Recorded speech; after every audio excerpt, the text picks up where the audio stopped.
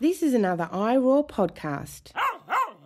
Would you say that being part of a community garden or just gardening in general, that there's always something new to learn? Yes, and every year is different. What you learned last year may not apply to the next year. Welcome to Wild Development Studio. Join us as we venture into the breathtaking realm of wildlife arts and untamed adventures. With captivating stories from the field and ideas to dive into the visual arts, we'll ignite your passion for conservation. Get ready to develop something wild. Welcome to Wild Development. I'm your guide, Lauren, and today's episode is a bit different from our usual format. I was working on a documentary following a few incredible community gardens over the course of a year. Each garden has its own unique way of giving back to the community. One garden releases over 500 monarch butterflies, another hosts a festival, and another partners with a local elementary school to teach children how to garden. And the garden you're about to hear from donates produce to a local food pantry. Community gardens are truly special. Not only do they offer their communities so much in so many different ways that we don't even know about, which is part of the reason why I wanted to do the documentary, but they also enrich the lives of those who care for them. Now, this project has been put on hold indefinitely due to some exciting and major life changes. More on that in the coming months, but I had the privilege of interviewing Jeff and Dot, two inspiring garden leaders, and their insight was just too good not to share. We recorded this episode in their garden, so you might hear some birds and some nature sounds in the background. My husband John also helped out by asking a few questions. If you hop on over to our YouTube channel during this intro, you'll see the first-person drone video he captured of the garden, and throughout the interview, you'll be able to watch the footage from this interview. Without further ado, here is Jeff and Dot from Loveland Presbyterian Church's Community Garden. Enjoy. I'm Dot Jameson with Loveland Presbyterian Church. I'm Jeff Jameson with Loveland Presbyterian Church. And can you tell me a little bit about the history of the garden and how it started? The garden originated back in 2014 when one of the members of the mission committee, her name was Betty Hayes, suggested that we use the property around the church for a community adventure in a community garden where we could help support the low-income people by donating produce, and also provide a safe area where people in the community could grow their own produce and be self-sustainable. What is the primary mission of this community garden? It is an outreach program, again, to help put sustainable food on people's tables. And how do you go about deciding what to grow each season? It depends. A lot of it is, at least what I grow, is based on what the food pantry uses the most, which is tomatoes and squash and green beans and peppers and peas. It's something that they like. I've reached out to them and what moves the best. I mean, we've had some other odd vegetables that we've grown, something that's not typical, and they said, well, what is that? So, and then what impact has the garden had around the surrounding community? How often do you donate? Do you know how many families that touches? We just donated down to the Life Food Pantry in Loveland, and this year we've had an abundance of tomatoes, so I've been taking down either every day or every other day a tray. A good amount of tomatoes. Very good. And then what makes this garden unique compared to other gardens? One of the things that makes this garden unique is its location. It's very close to downtown Loveland, which makes it accessible. We have several walking neighborhoods that gives people access. There are several apartment buildings on down the street. People who don't have land to grow their own produce on can take a spot here and produce their own vegetables in an organic growing manner. So what inspired you to volunteer at a community garden? Well, I've always been involved with gardening from when my dad had a couple of large gardens when I was growing up, And then I think every house that we've owned, we've had a small garden. And I've been involved with gardening or volunteering with gardening ever since then. And one of the reasons that we got involved with this particular garden is we are on the mission team. And Betty Hayes, who started it, ended up coming down with ALS and was unable to continue. And they were looking for someone to take it over. And so Jeff volunteered, and I volunteered to help maintain and be the coordinators. And then what role do you guys play in the garden? What tasks are you responsible for? I'll start. Very little. I help him in deciding what we're going to plant. I help him with the watering of the seedlings when he starts plants from seeds, or if we get starter plants. I paint the rain barrels. We collect rainwater off the church roof and then pump it down to the garden. And then Jeff takes over and he does the planting, he does the harvesting. And until I retired recently, he was doing all the driving it down to the food pantry because it's open during the morning and I was working. And how often do you guys say you volunteer week to week, and what motivates you to come back? Well, I'm pretty much here, especially this year, pretty much every day, because the water barrels, I had to make sure there's plenty of water for all the other gardeners to have access.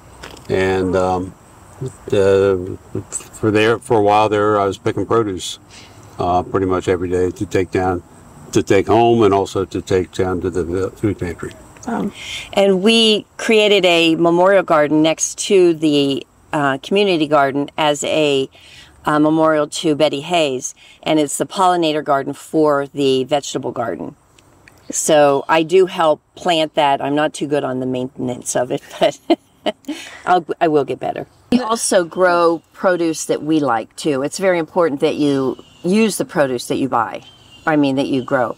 And some people were trying different plants just for the fun of it, which is good, but we wanted to have things that we could actually use. And so not only did we grow the tomatoes and the squash and the peppers and things like that, we also grew bok choy and sweet potatoes and some other plants like okra, African okra.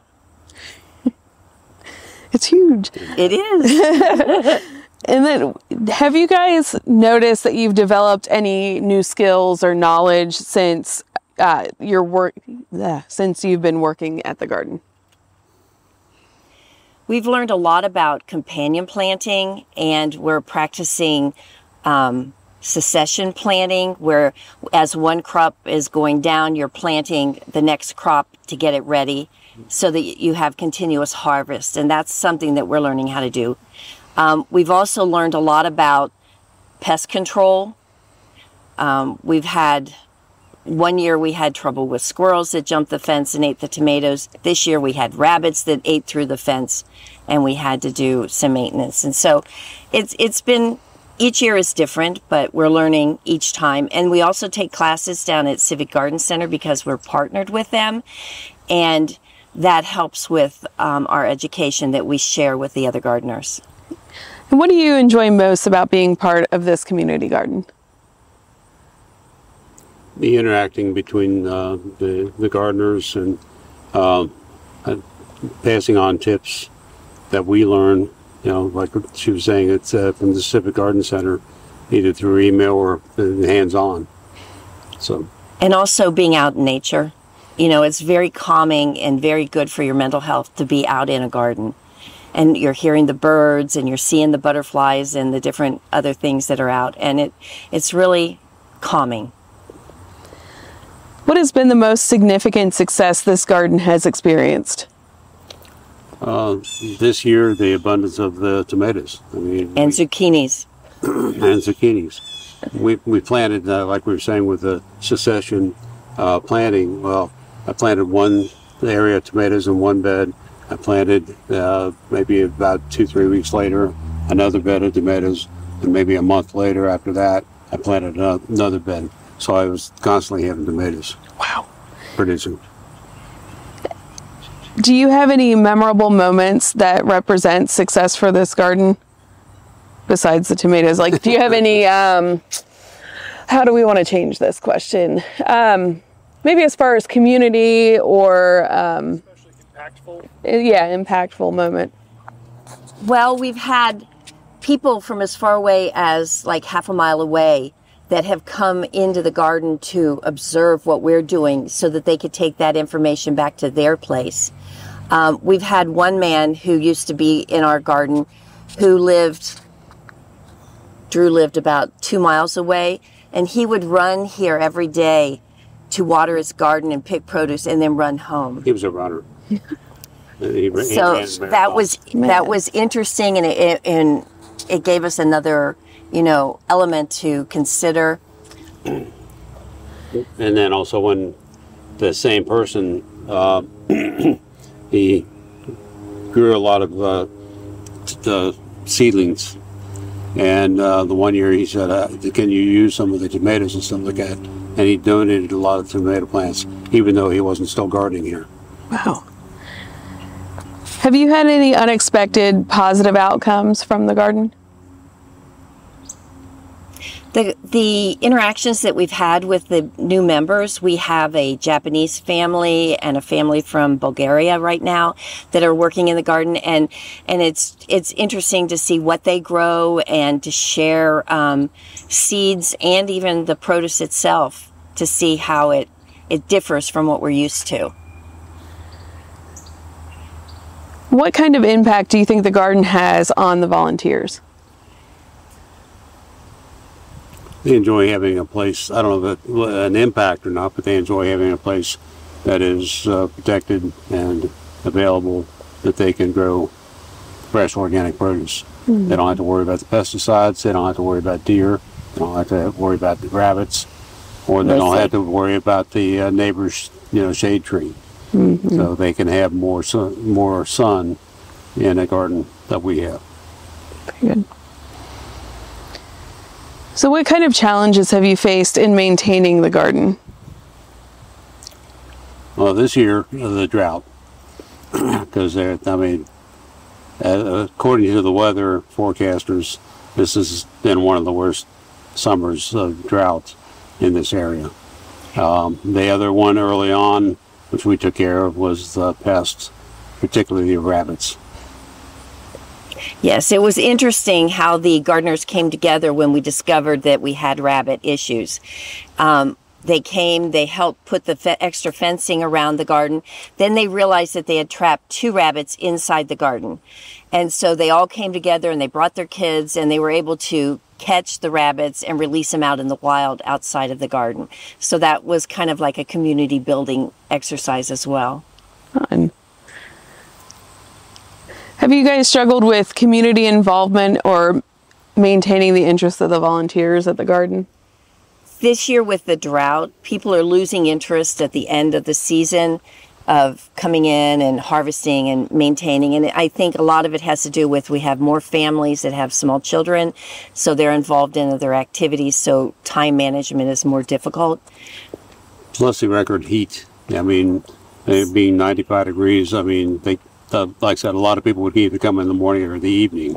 It kind of restricted, and you couldn't be out here for any length of time when it was 95, 98 degrees.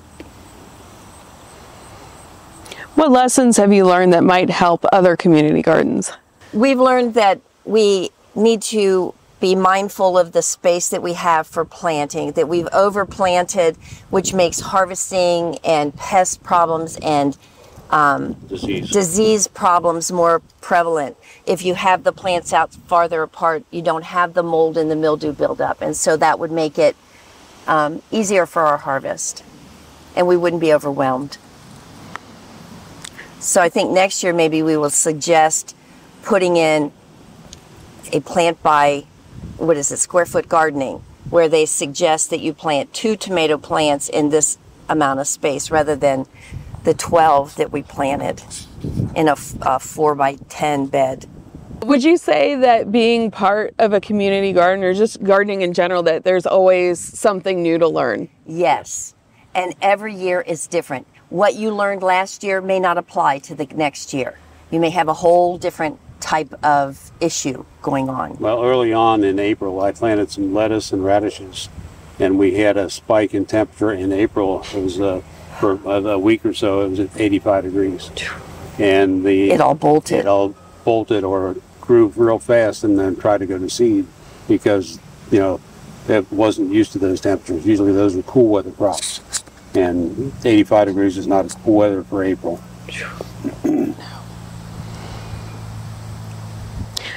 What does being involved in this garden mean to you personally?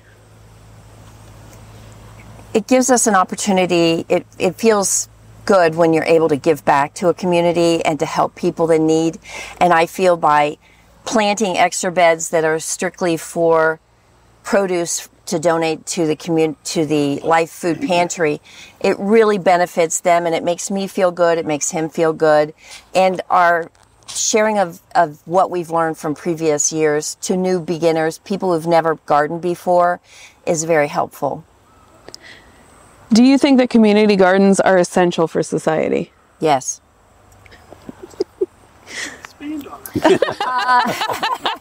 Well, let's see. Mental health, stress reduction, food sustainability, green space, better for the oxygen.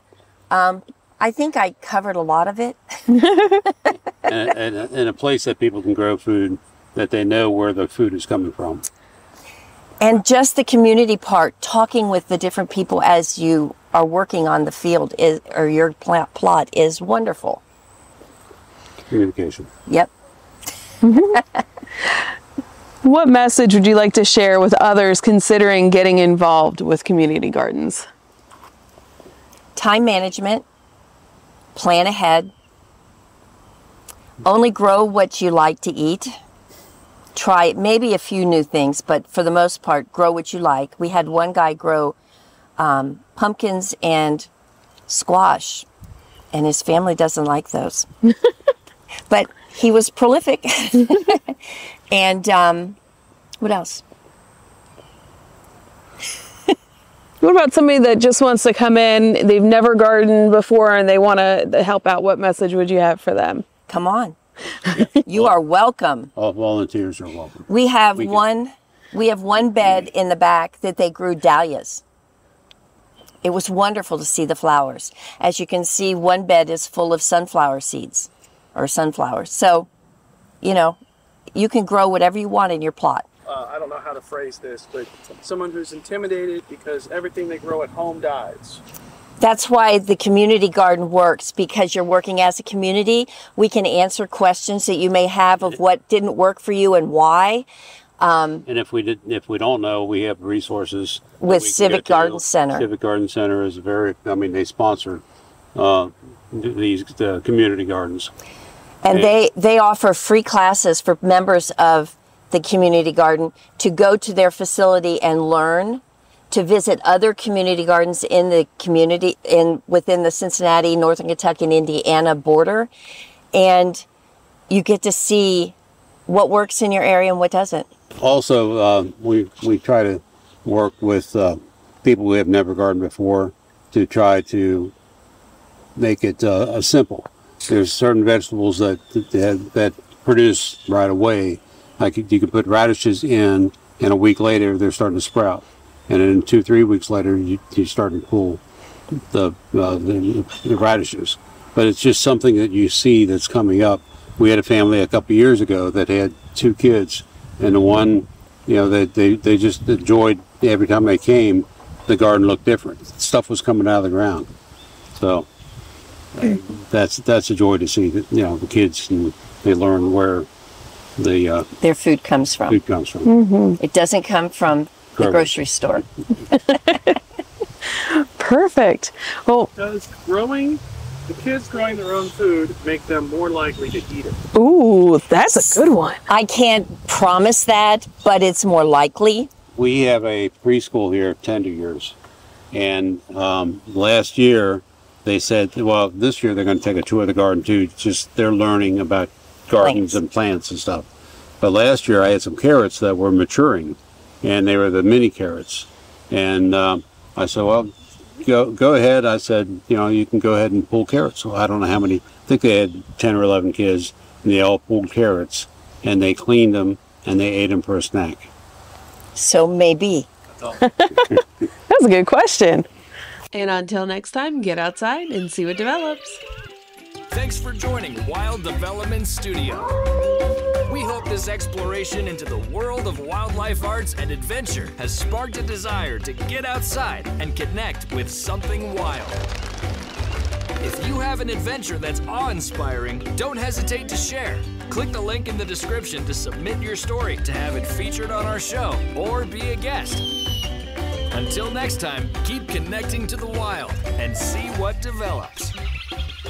The views, opinions, and statements expressed by individuals during Wild Development Studio productions do not necessarily reflect the views or opinions of Wild Development Studio or its affiliates. Participation in any activities, expeditions, or adventures discussed or promoted during our content may involve inherent risks. It is strongly advised that individuals conduct thorough research, seek professional guidance, and take all necessary precautions before engaging in any such activities. Wild Development Studio, its representatives, or employees shall not be held responsible for any injury, loss, damage, accident, or unforeseen incident that may occur as a result of participating in activities inspired by or discussed in our content. By choosing to engage with our content or act upon any information provided, individuals do so at their own risk and discretion.